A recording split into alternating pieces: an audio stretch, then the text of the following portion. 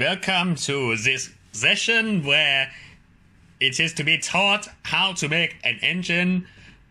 I am one of the chief engineers of Engine at GNWMW, and it is great to be here. I am a very busy man, so it is a good occasion that I am here to teach you how to make an engine.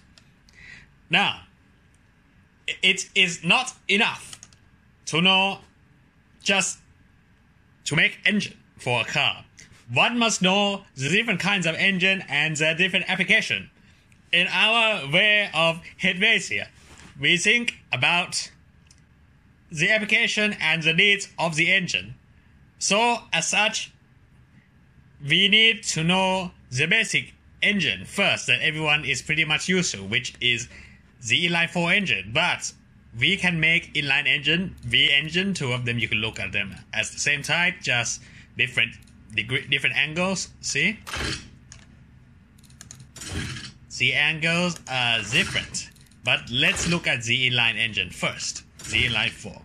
It is called an inline 4 because all the cylinders, which will house the parts that move up and down, they call the pistons. There are 4 of them, and they are arranged in a line. Yeah.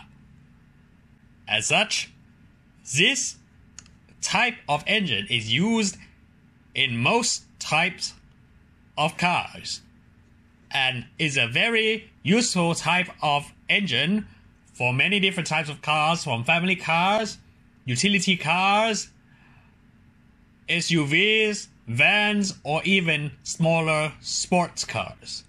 This engine type is a very good engine type for others. But now, there are other types in the inline family too, which you need to know. Now, the inline 4. I'll explain to you why the inline 4 is good. But you need to see the pistons moving up and down first. Which, excuse me, I will just put in the parts first so that you can see the pistons moving up and down. Just don't mind this for the time being. We will explain everything in due time. So you need to have patience.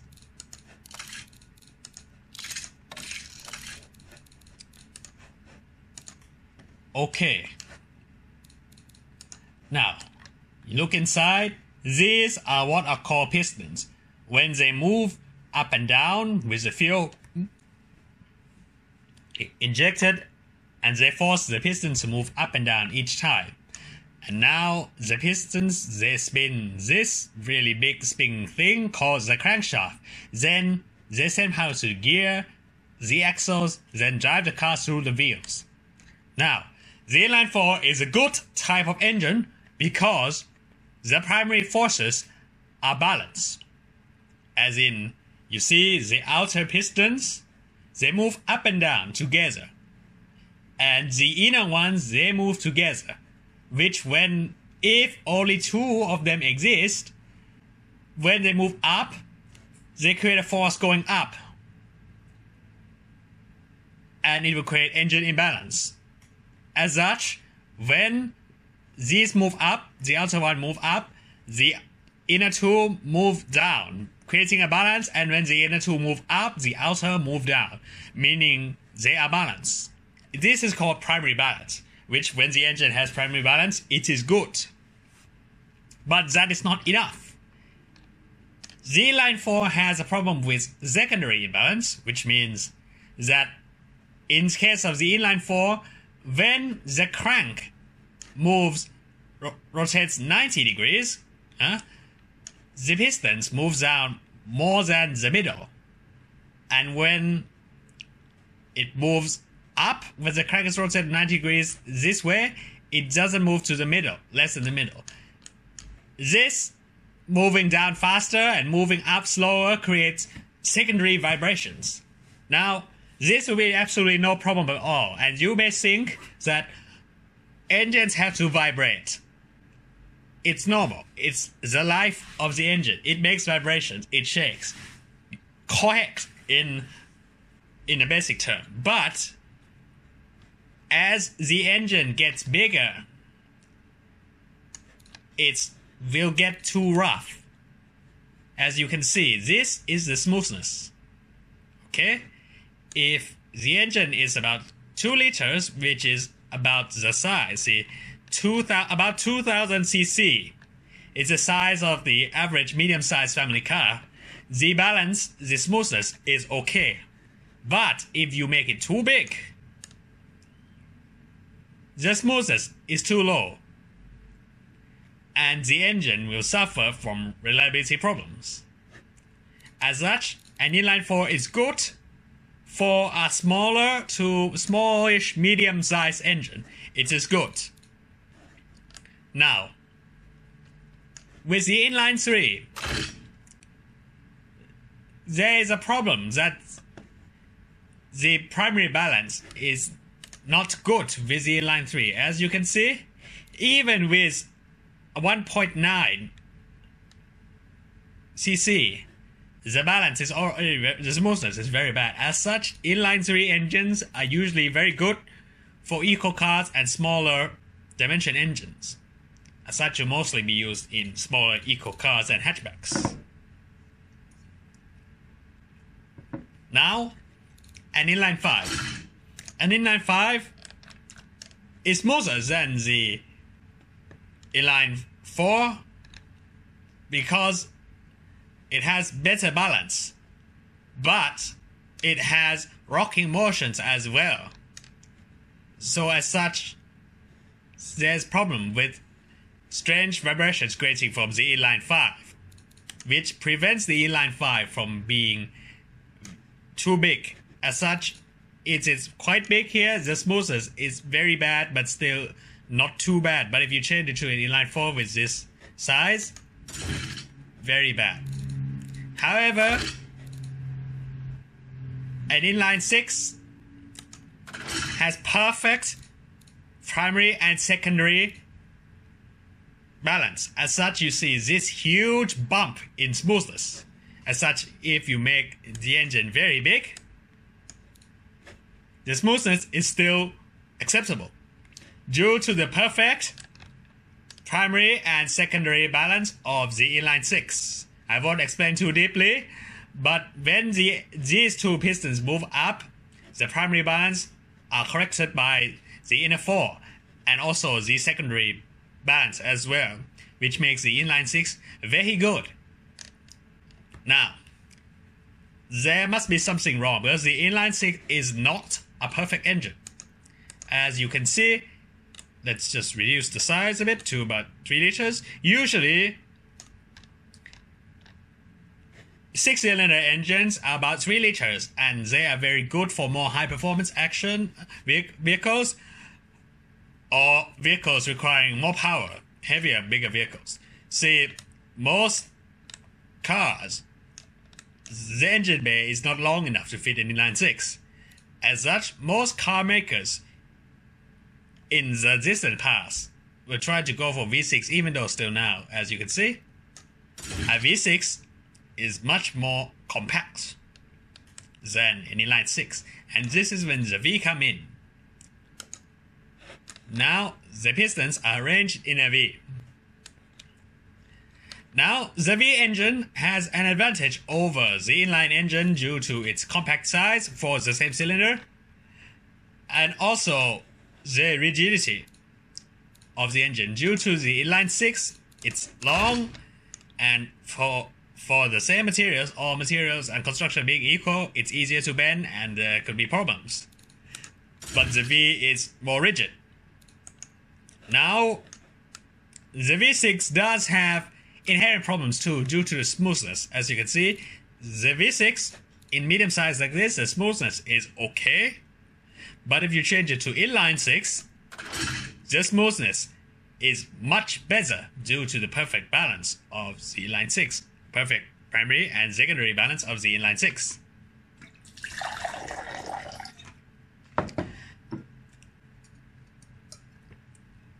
Now, for reliability, the smoothness of the engine should be not below about 30. But smoothness high like this, like 80 and above, are good for luxury car. You do not have to worry if you create sports cars or family cars if the smoothness is below 80. You do not have to have perfect smoothness. if you're not going for a luxury vehicle. Just make it good enough so that the engine will be reliable and it won't break. So let's continue with the V. Right? So the V6 is more compact than the inline 6, but also but isn't quite as smooth. Which means if it's like 3 liters, there's no problem. But if you make it bigger, see, like about 5 liters, 5.6 liters, the smoothness is very bad now. As such, if you want the engine about this big. And anyway, back to the topic of engine size. The average family car has the engine size about 1.6 to about 2 liters. I bet medium-sized family car, not small, about 1.6 to 2 liters, as in 1,600 to 2,000 cc. A more high-performance car will have about 2.5 or something like that for heavier cars, or maybe to 3 liters. Bigger performance cars will usually have about 3 liters or a bit more, about 4 liters, and really big cars that need a lot of power will be going for 5 liters or more. This is just basic, and we do not talk about modifying the engine first, just by capacity. Then we'll get into tuning the power later on. We just need to understand, to teach you how to choose the engine size properly.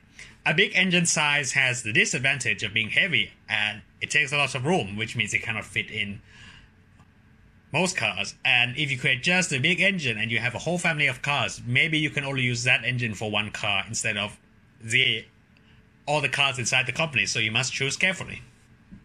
Okay? But back to the point. You have this 5.7 liter V6, the smoothness is not good. So you create the V8 for about the same capacity.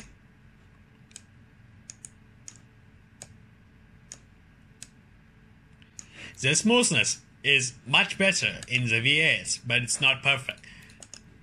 The reason the V8 is smoother than the V6 is for the same size of the engine is because these pistons, or as we shall refer to as the reciprocating mass, but let's just say the pistons, they are smaller, and they in each bank has better balance in itself. You can think of the V8 as, excuse me, we use the 90, so in the flat plane, as basically, if you remember, as 2 inline 4s, and the inline 4 has good primary balance, but a little bit down on the secondary balance. The V6 can be thought of as 2 inline 3s stuck together. So they have the problem of balance there. The inline 4 is better than the inline 3, and then is the V8, the flat plane. It will do better. However, the V8 can be made even smoother by using a crossplane crank, which is either the 3 of these without saying flat plane. The different movements will help to become smoother than the flat plane, which the flat plane is basically 2 inline 4s. Now, this is the V8. The V8 is good for applications that need a big engine size, but without being too expensive. So you can see V8 in big pickup trucks, like the big Gasmian pickup trucks. Or you can see it in muscle cars or performance cars as well. Big saloons as well can also use V8, where more performance is required above the V6, or the inline 6 can benefit from V8, because if the V8 same capacity as the inline 6 or the V6, each one of these, the pistons are smaller, which means the engine can spin faster without destroying the components, in theory. The fact can be changed due to the use of different parts, but if all being equal for now, the V8 can and should be able to rev higher, which means spin faster and should be able to create more power.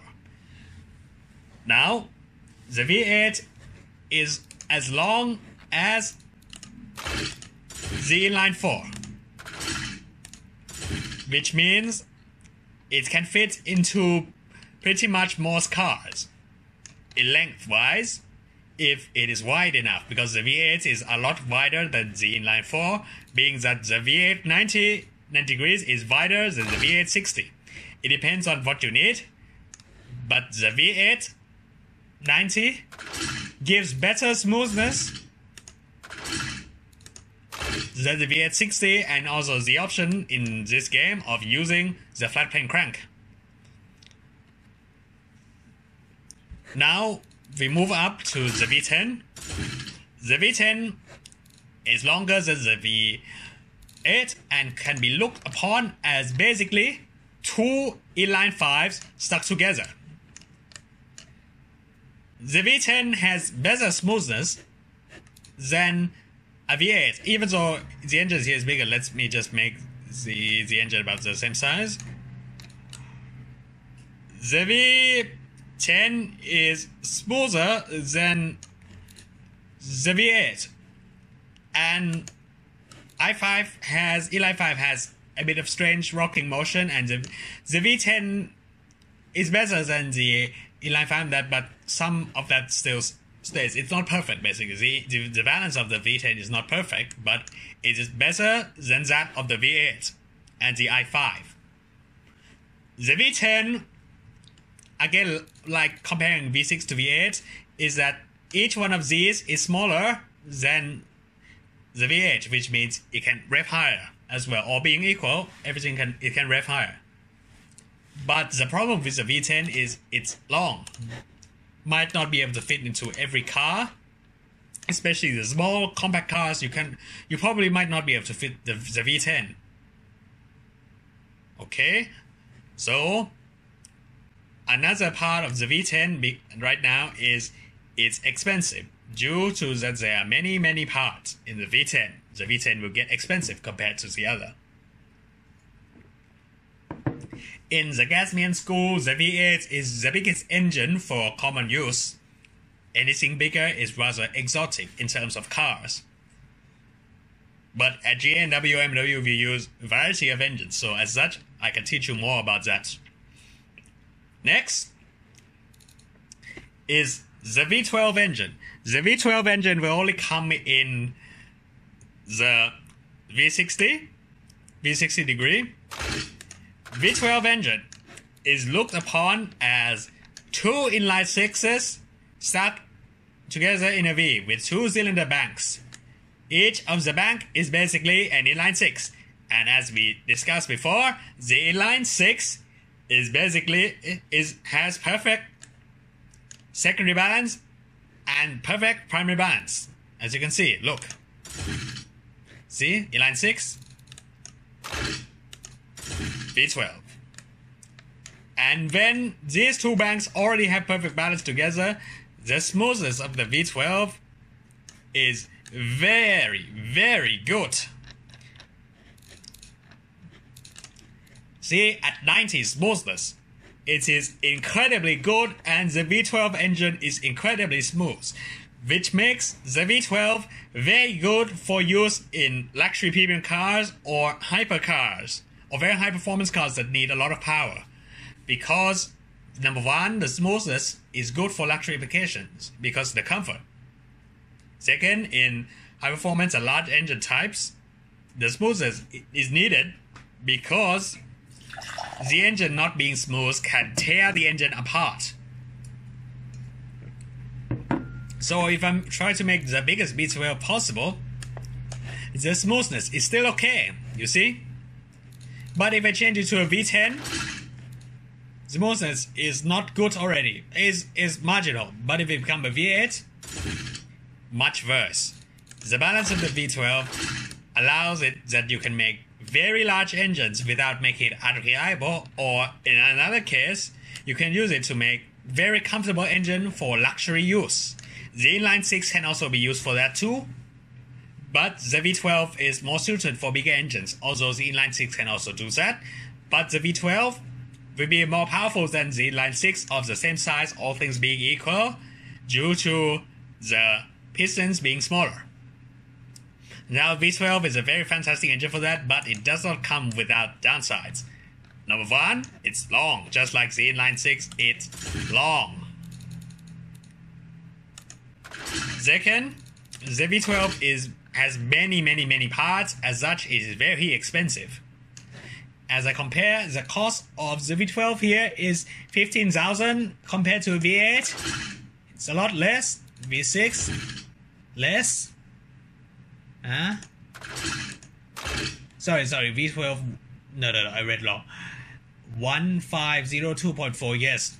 Right now you won't see much because we're using basic components, but when we use expensive components, the V12 will get very expensive. And also the engineering time. This one, the engineering time. V12 need many more months. This is the engineering time in months to design and do properly when compared to a smaller engine.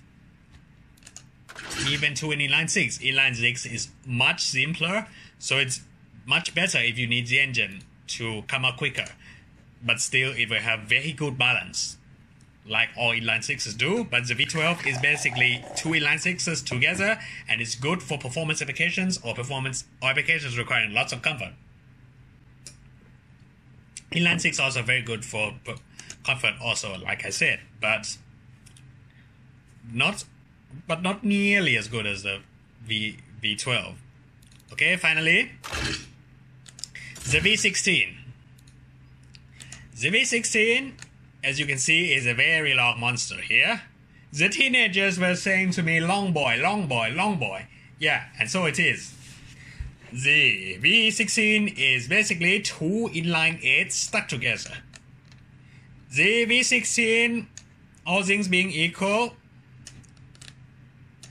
allows very high revs due to its smaller pistons and extreme smoothness, even better than that of the V12.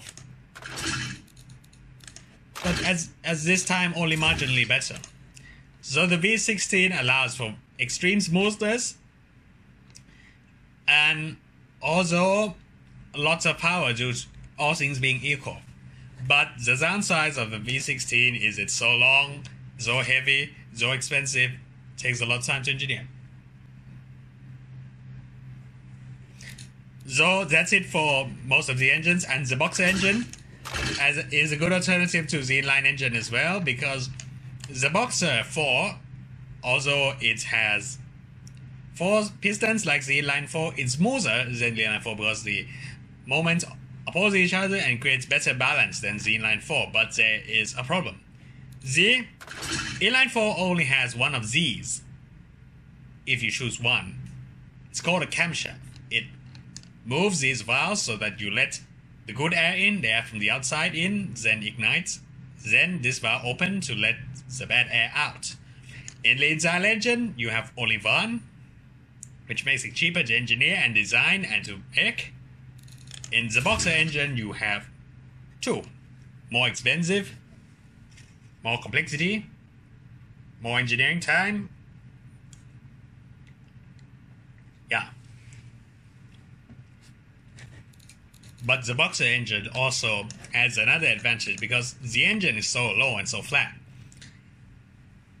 Theoretically, it has a lower center of gravity and makes for good handling, better handling cars. All things being equal. The rest depends on the one who tuned the cars, not so much on the engine. Next, the Boxer 6, and the last configuration we have, the Boxer 6. Boxer 6 is smoother than the V6, all things being equal, due to the better balancing of the different pistons, but is not quite as smooth as the inline 6. But it's still very good. But the disadvantage of the Boxer 6 is the camshaft, as I just said. More camshafts required. And it's very wide compared to the inline series of motors, and might not fit into every car. So, with that selected, we are ready to move on to the next stage of the tutorial.